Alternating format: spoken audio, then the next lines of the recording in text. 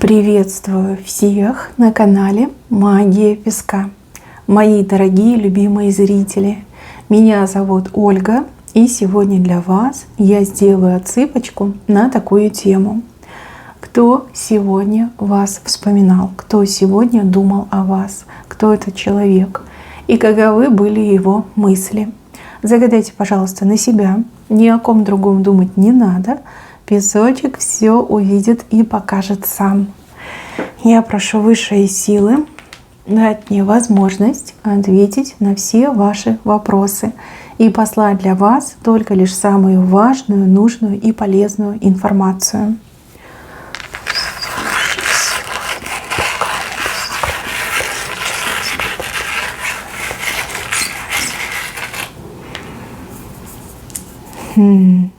Земной мужчина, земного знака зодиака. Обычно земной зодиак — это у нас Козерог, Телец и Дева. Да, возможно, человек как раз-таки родился под этим знаком, а может быть, вот он как раз собой олицетворяет такого прям земного мужчину. Уютного, мужчину практичного, мужчину заботливого, материального мужчину. С мужчиной, между вами и этим мужчиной у вас прям расстояние. И это расстояние не только в километрах выражается, но еще и во времени. То есть давно не виделись.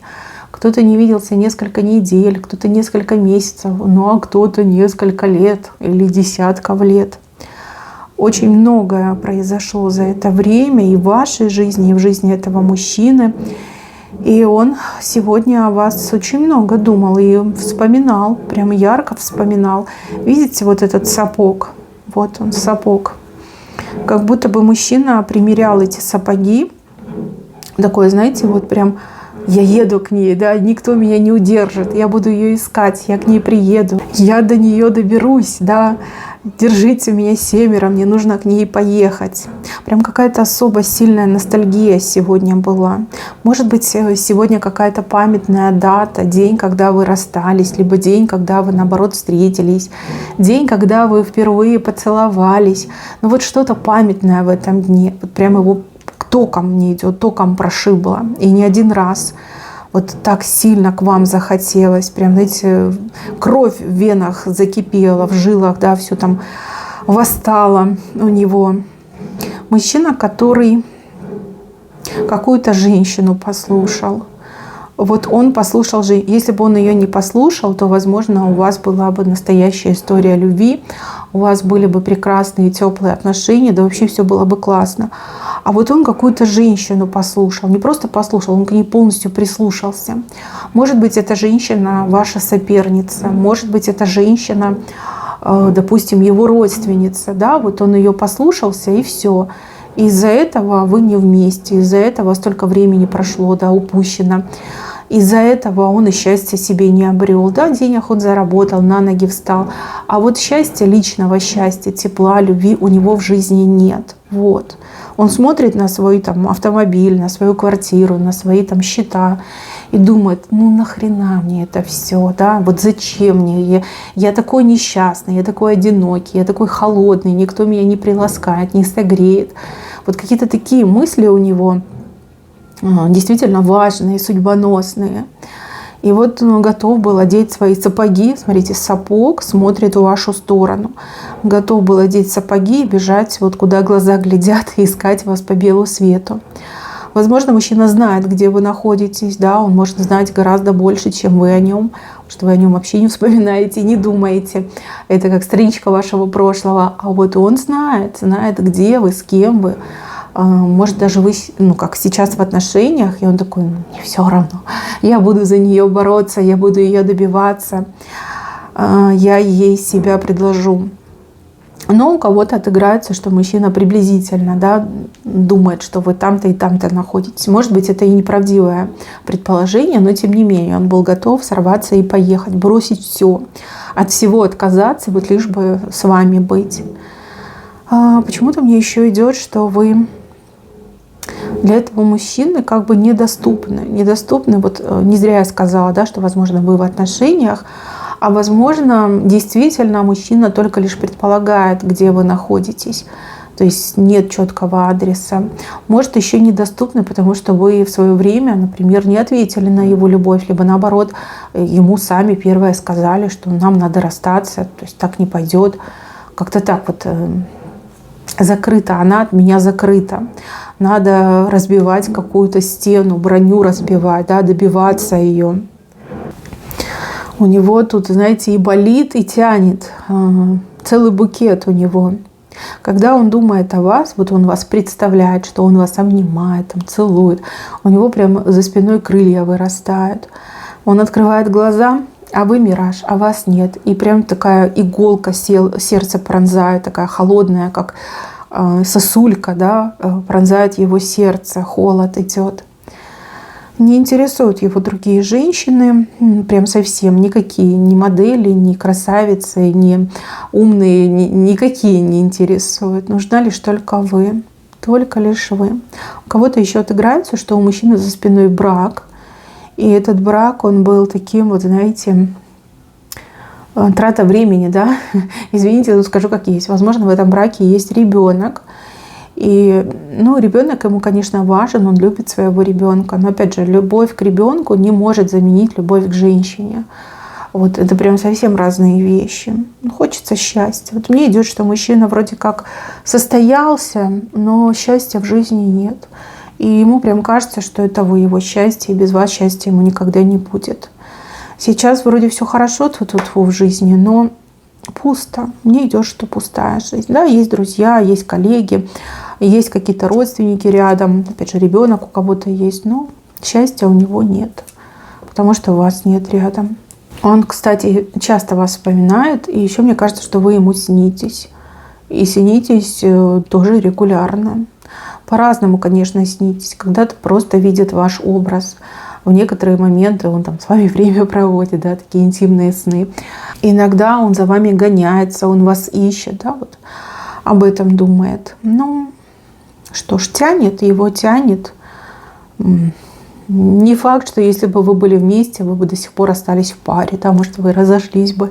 Но поскольку этот вопрос остался открытым, да, вы, скорее всего, вместе не жили, то хочется это все на себе попробовать, хочется познать.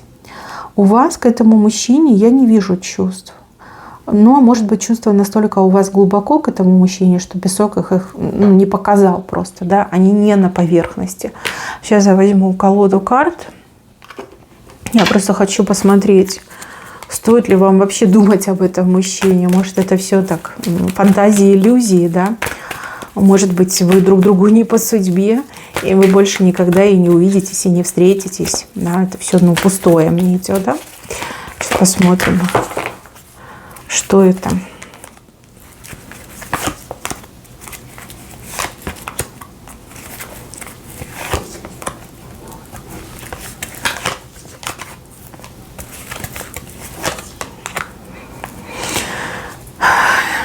Ваше счастье мыши украли, да?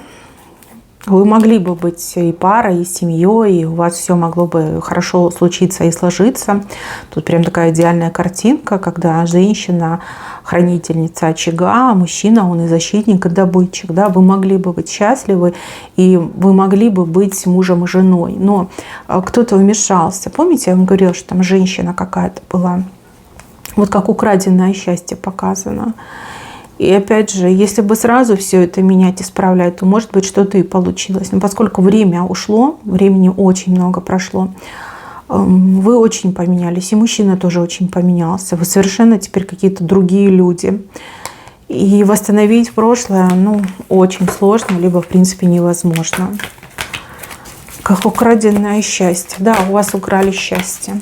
И у вас, и у него, да, ваше общее счастье украли.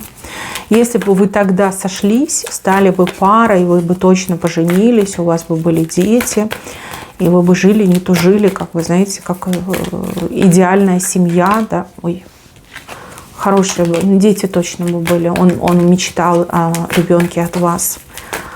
Он хороший отец. Видите, он со своей бывшей не живет, но к ребенку очень хорошо относится, время проводит, участвует в жизни, в воспитании, в содержании.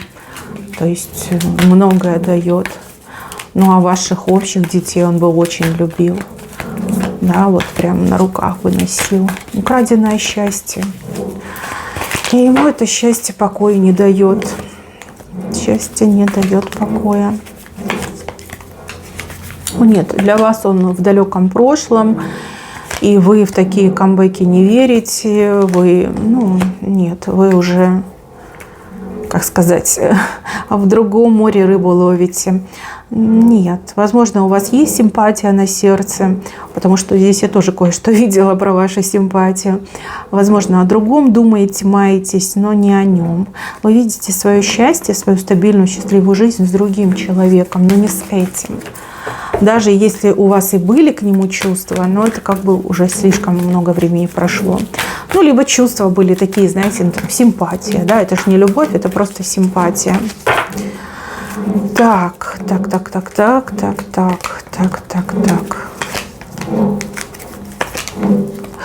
Он найдет к вам дорогу. На это, конечно, время уйдет, но он найдет к вам дорогу. И либо по интернету у вас, в интернете у вас встреча будет, да, найдет дорогу. Либо у вас встреча будет и лично, да, но не могу сказать, что вы прям ахнете, скажете: ну надо же, я так тебя ждала. Нет, это, скорее всего, он так скажет. А вы просто будете в таком недоумении, в легком шоке. Ну да, приятно увидеться, вспомнить прошлое. Ну а дальше что? Вот как-то для него эта встреча, ну, закончится достаточно плачевно, печально. А для вас просто такое вот приятное общение, времяпрепровождение. Вот. Так что зря мужчина так присел на вас, на память о вас. Да, потому что я вижу симпатию, я вижу взаимность. Вы либо влюблены, либо вам кто-то очень нравится. И я вижу, что это взаимно, и этот мужчина тоже испытывает к вам такие же чувства. Единственное, что он вас немножко побаивается. Сейчас объясню, почему. Мужчина побаивается, и он такой сам по себе очень, знаете, скромный, да, скромный персонаж. Он может быть не скромный с другими людьми, но с вами он очень скромный, потому что вы для него очень ценная женщина. Он не хочет все испортить. И он побаивается вас из-за этого, потому что у вас есть репутация. Вы мне идете женщина такая яркая, как звезда. Женщина неприступная, знающая себе цену. Женщина, которая, ну вот, честь, совесть, доблесть, это все про вас, да. И люди об этом говорят, за вами ходят такие вот прям, ну, не сплетни, а легенды. И мужчина это все прекрасно знает, и мужчина просто боится быть посланным на 3 буквы. Вот и все. То, что вы ему там иногда тоже улыбаетесь, как-то вот сигналы подаете, он их считывает. Но ему почему-то кажется, что это он сам себе придумал, что вы такая женщина, которая, ну, хорошо воспитанная, да, и типа это хороший тон. Это не значит, что я ей нравлюсь, это она хорошо воспитанный человек. Но на самом деле, как бы, все-таки сердечко там подсказывает, да, что, ну, не улыбается она всем, да, не со всеми она здоровается. И не на всех таким томным взглядом смотрит. Ну вот у кого взаимная симпатия, я вас поздравляю, потому что здесь мужчине, ну, буквально еще нужен такой маленький толчок. Либо он уже готовится, к какой-то дате готовится, какое-то мероприятие, событие. Вот что-то должно произойти, где он может к вам подойти, и 100% подойдет. Мало того, у кого-то отыграется, что он вас куда-то вот позовет, будет повод позвать. Ну вот самое ближайшее событие, это что у нас 14 февраля, допустим, да? Он может вас пригласить, он может там, не знаю, подарить вам валентинку и пригласить. Может быть, и не 14 февраля. Может быть, у него будет день рождения, может быть, у вас, может, еще у кого-то, да. Ну вот к чему-то он готовится и боится вас обидеть, боится не то сказать, боится, что пошлете, боится, что вот один раз вы его отвергнете, и больше как дорога к вам будет закрыта на все замки. Вот. Ну, такой неплохой мужчина. Он тоже о вас не то чтобы вспоминал, он о вас просто думал. Ему не нужно о вас вспоминать, потому что он вас либо видит каждый день, либо он просто вот как там, в рутине, да, постоянно о вас думает. Ну, да, взаимно, очень даже взаимно. Так, и еще я вижу у вас женщину. Эта женщина, она что-то плохое в вашу сторону посылала сегодня. Это могут быть сплетни, это могут быть обвинения, это могут быть какие-то ругательные слова, бранные слова, матерные. И также могут быть даже проклятия в вашу сторону. Женщина крупная, такая, знаете, не мелкая, крупная во всех смыслах этого слова. И высокая, может быть и невысокая, но прям такие габариты у нее. Эта женщина, она вам очень сильно завидует. И эта женщина не может смириться с тем, что объективно вы гораздо лучше, чем она. Ну, ей там немного корона голову пережала, да, мозги плохо стали работать, и вот она буквально, можно сказать, к вам цепляется. На работе, по соседству, там, не знаю, среди родственников. Женщина, которая очень сильно любит деньги. Деньги для нее это прям, ну, и хлеб, и кровь, да, и воздух. Это для нее все. Ради денег она готова на все, и маму родную продаст, и детей продаст, и все продаст. Абсолютно такой, вы знаете, корыстливый человек. То есть ничего святого за душой у нее нет. К вам она относится, вот максимально завидует. Максимально. Даже если вы скажете, что вам нечему завидовать, вот поверьте ей, вот и повода не надо. Достаточно того, что вы живете, дышите, существуете. Вот она что-то в вашу сторону, какие-то вот ругательства мне идет, ругательства, либо проклятие посылала. Но вы ее не бойтесь. Она, как, знаете, местная дурочка. Все, что было ей сказано, ей же и вслед вернется. Вот, об этом не думайте.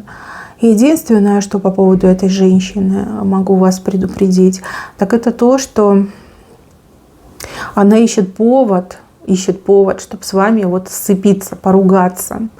Вот ей так хочется вам насолить, так хочется вам навредить, что она буквально ищет повод. И если вдруг вы где-то ее увидите, ну вы поняли, да, кто она такая, если где-то вы ее увидите, лучше обойдите ее стороной. Вот поверьте, дуракам закон не писан, она, ну, в таком состоянии, у нее там пар уже через уши идет.